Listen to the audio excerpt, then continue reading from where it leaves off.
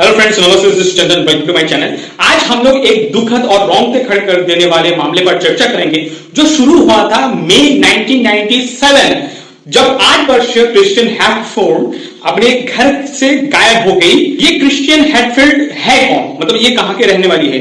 C was a resident of Midwest city of Oklahoma. ये इनका जन्म हुआ था 1989 में और ये जो घटना है, ये घटना घटी थी, ये हुआ था अर्ली मॉर्निंग, उस टाइम पे ये चीज हुआ था। तो एग्जैक्टली हुआ क्या था? Happy birthday!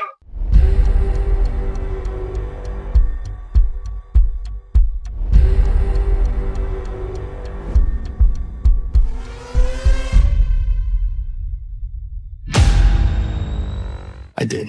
I was in so much danger. It looked like a crime scene from what you would see in the movies.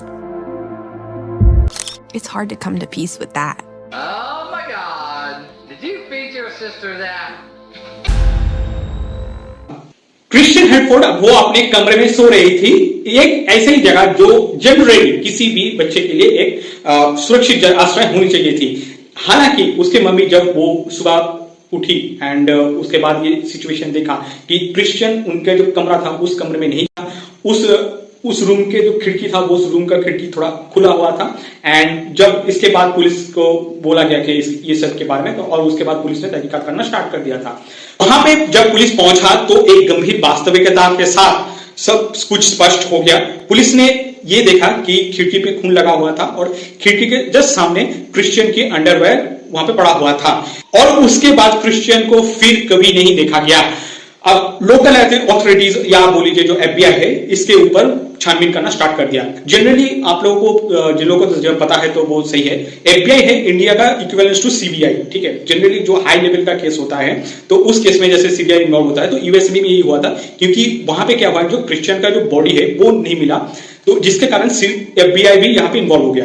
तो ये लोकल अथॉरिटीज और ये एफबीआई मिलकर बहुत ढूंढने की कोशिश किया, लेकिन उस टाइम पे कोई उनको सुराग नहीं मिला और ये मामला ऑलमोस्ट 18 साल तक एक भयावह रहस्य बना रहा। केवल कभी कभी ये जो लापता व्यक्ति, मतलब क्रिश्चियन की याद, उनका जो परिवार का जो फैमिली मेंबर्स है, उन लोगों को थोड़ा आता था, और जब वो लोग ये चीज को याद करता था तो अनप्लेजेंट एक्सपीरियंस था, क्योंकि बिना किसी निशान के क्रिश्चियन गायब हो गई थी। तो वो जो 8 वर्षीय लड़की, उसके साथ हुआ क्या था? क्या वो उस केस में कोई और इन्वॉल्व था? तो उस टाइम पे, मतलब 1997 1998, उस टाइम पे लोकल अथॉरिटीज या एफबीआई को कुछ सुराग नहीं मिला। बट फास्ट फॉरवर्ड टू 2015, वहां पे एफबीआई ने स्पेशल टेक्नीशियन अपॉइंट किया।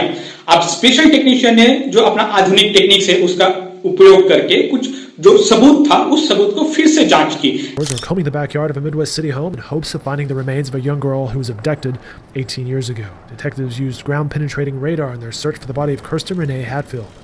Police focused their attention in the backyard of Anthony Palma's home.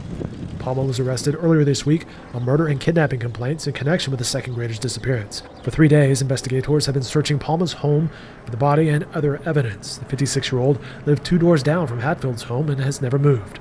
The medical examiner's office was also on the scene to assist with the search. Palma is being held without bail at the Oklahoma County Jail.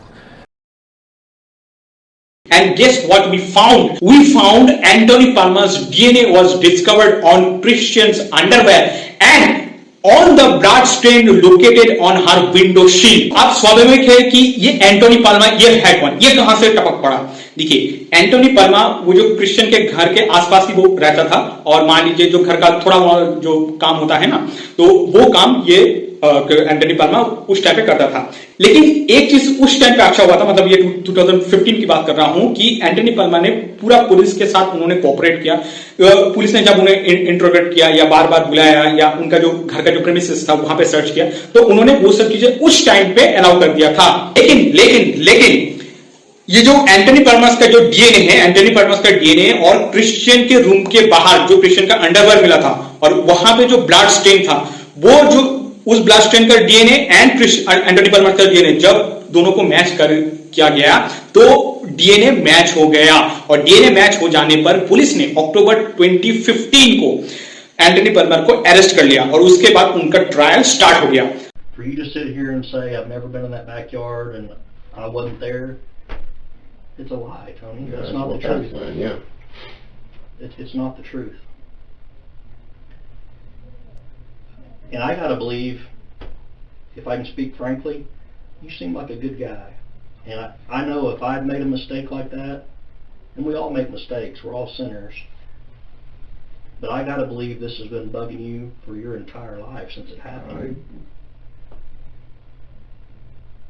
If it doesn't, then you're a cold-blooded killer, Tony. Is that what you're telling me? तो fast forward to 2017, मतलब अक्टूबर 2015 से 2016 हो गया, and fast forward 2017 में Antony Palmer को Christian के हत्या का दोषी ठहराया गया, एंड द जज sentence him to life imprisonment in prison without possibility of parole. लेकिन रहस्य सुलझाना अभी भी बाकी था। क्रिश्चियन का बॉडी कभी नहीं मिला, मतलब 2017 तक उनका बॉडी नहीं मिला, और ये इंसिडेंट हुआ था 1997 को। नाउ 2019 में ये जो केस था, इस केस में और एक क्लॉज ऐड हो गया, या यहाँ पे एक घटना घट गया, तो जिसके कारण ये जो इशू है ना, ये सॉल्व कभी नहीं हो पाया। अब वो घटना क्या था? वो घटना 2019 में एंटनी पाल्मर, उनका जो सेलमेट था, उनका सेलमेट के साथ कुछ तू मैं हो गया था, तो जिसके कारण उनका जो सेलमेट था, उन्होंने क्या किया, एंटनी पाल्मर का गला दबाया, और गला दबा के उनका हत्या कर दी। तो जिससे हुआ ये कि क्रिश्चियन के मामले में जो संपूर्ण उत्तर प्राप्त करना, वो थोड़ा जटिल हो गया। I'm not celebrating his death. I do pray for his family. I'm heartbroken for them. It's not lost on me that he has family and people that care about him. In terms of bringing her home, of course we want that.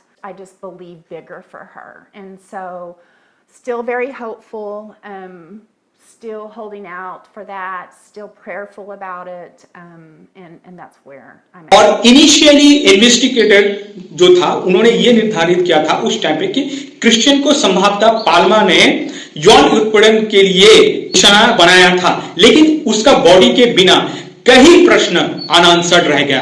देखिए, अब तक हमने जो clues है उसके ऊपर बात कर लिया, या पोटेंशियल जितना लीड्स हो सकते हैं, तो ये सब के ऊपर बात कर लिया। तो अब हम लोग आ जाते हैं फैमिली के ऊपर, स्पेशली पेरेंटिंग के ऊपर हम लोग इस वीडियो में बात करेंगे। आप एकदम स्पेसिफिकली बोलना चाहते हैं तो ये देखेंगे कि डाइफंक्शनल पेरेंटिंग की वजह से क्रिश्चियन के साथ ये कैसे हो गया, तो हम इसके ऊपर इस पार्ट में चर्चा करते हैं। देखिए, जब क्रिश्चियन के साथ ये घटना घट गया 1997 में, उस टाइम पे क्रिश्चियन की मां, ठीक है, जो उस टाइम पे नशीली दवा मतलब ड्रग्स का सेवन करती थी, और उनको डर था कि ये जो अपहरणकर्ता, उनकी जो डार्क वर्ल्ड है वहां से कोई हो सकता है।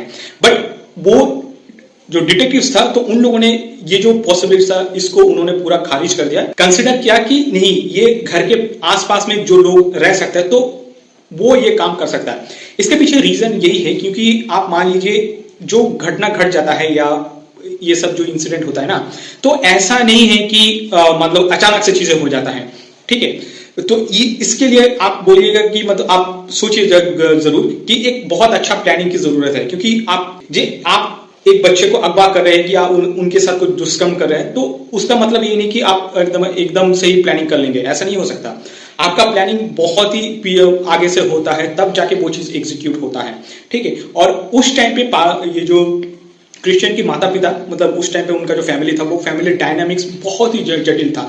कभी कभी वो फैमिली डायनामिक वो अस्थिर भी हो जाता है, और जिसके कारण, और आप बोलिए इसी की वजह से क्या हुआ कि शुरुआत दिनों में जांच शुरू करना ही जटिल हो गया था। अब हम लोग आ जाते हैं कि एंटनी पाल्मर के ऊपर, क्योंकि एंटनी पाल्मर का भी एक हिंसक इतिहास रहा है। और इन्होंने, एंटनी पाल्मर 1980s में क्या हुआ, एक महिला के घर में वो जबरदस्ती घुस गई, और उसके बाद उस घर में उस महिला को उन्होंने एक बॉटल से मार दिया था, तो जिसके कारण उनका इसके वजह से गिरफ्तारी हुआ था, और वो जेल में भी था। और इस पिछले हिंसा ने उसे क्रिश्चियन के अपहरण और हत्या में एक संभावित संदिग्ध बना दिया। Despite Palmer's conviction, the case remained open in many aspects. Authorities have not given up the search for Christian's body. They have pursued leads, including digging in various locations based on tips and information gathered over the years. Unfortunately, these efforts have not yet yielded results. Christian की गुमशुदगी और उसके बाद की जांच, कानून द्वारा न्याय की निरंतर खोज और एक परिवार की स्थायी दर्द को उजागर करता है, जो अभी भी जवाब ढूंढ रहा है। हालांकि इस दुखद पहेली का एक टुकड़ा पाल्मर के गिरफ्तारी और उसके सजा से सुलझ गया है, लेकिन अंतिम समाधान क्रिश्चियन के अवशेष के खोज का इंतजार है। तब तक ये मामला उसके परिवार के लिए एक दिल दहलाने देने वाले रहस्य को सुलझाने में आने वाली चुनौतियों का एक गंभीर याद दिलाता है। With this notes, let's wrap up this video for today. Thank you guys for watching this video till the end. आपसे मुलाकात होगा नेक्स्ट वीडियो पे। Till then, bye bye.